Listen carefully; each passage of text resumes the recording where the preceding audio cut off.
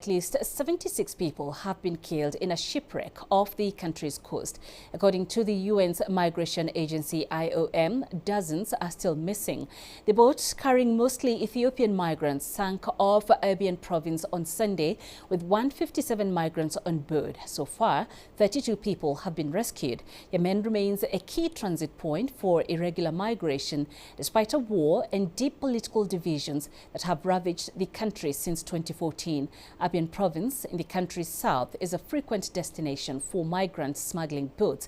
Each year, thousands brave the so-called Eastern Route, the name of a popular migrant channel across the Gulf of Aden from Djibouti to Yemen in the hope of reaching oil-rich Gulf countries. We're now joined by Abdusattor Esoev, the Chief of Mission for the International Organization for Migration in Yemen.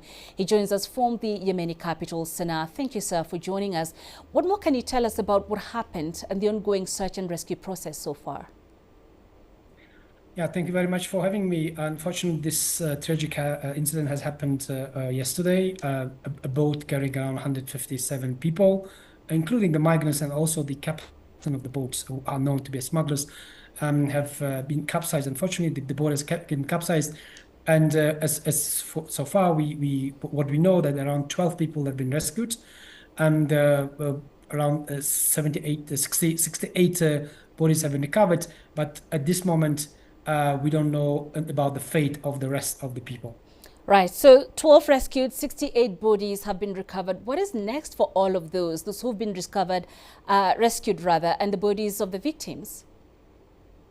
Well, what happens that, of course, the authorities in Abyan governorates have been working around the clock, and of course, what it needs to be done to recover those bodies and to put in the morgue, and also to be then finding out the next of kin in order to send those bodies back home. And that unfortunate incident is not just a single one, and we know that in this very dangerous journey, we do get some kind of incidents, but that incident has been by far the deadliest for this year, with this number of the people who are missing. You know, each year we report on thousands who embark on this dangerous journey. What are the factors driving this illegal migration across the continent, and why is the Yemen route a regular one? Well, there are various factors we have to keep into consideration, right? So there is we call it demand and supply, and there is a need, the desperation of the people to find a better life.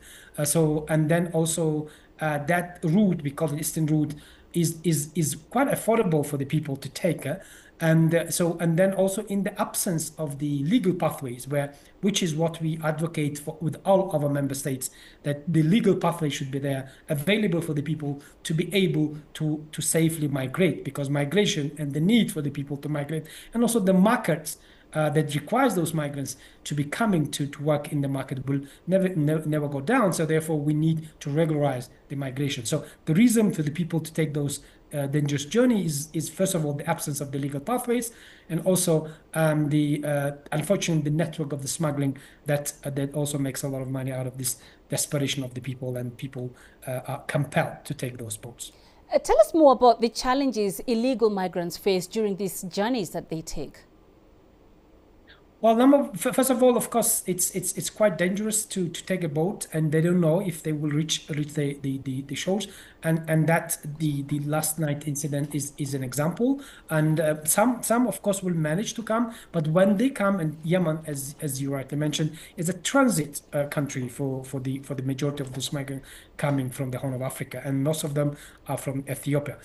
So they use Yemen as a transit country to go to the GCC countries, mostly to the Kingdom of Saudi Arabia and Oman. So when they go through this journey, not only on the boat but also on the feet, taking the road movement to go up to the north, to cross the border to Saudi, they do face a lot of problems. What we do in Yemen, we run so-called migrant response centers and community care centers, where we take care of the most vulnerable ones who are coming and they are not able to move. There are a lot of people who come with sickness, with disability. There are a lot of women, unaccompanied children as well. So these are the people that we take care of them in the center, and also we try to help them to send them home.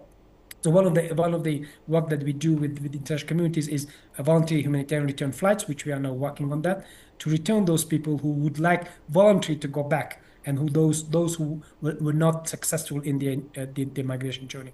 Well, thank you very much for your time and the insights. We appreciate a lot. Abdusattor Esoev speaking to us from Sana'a.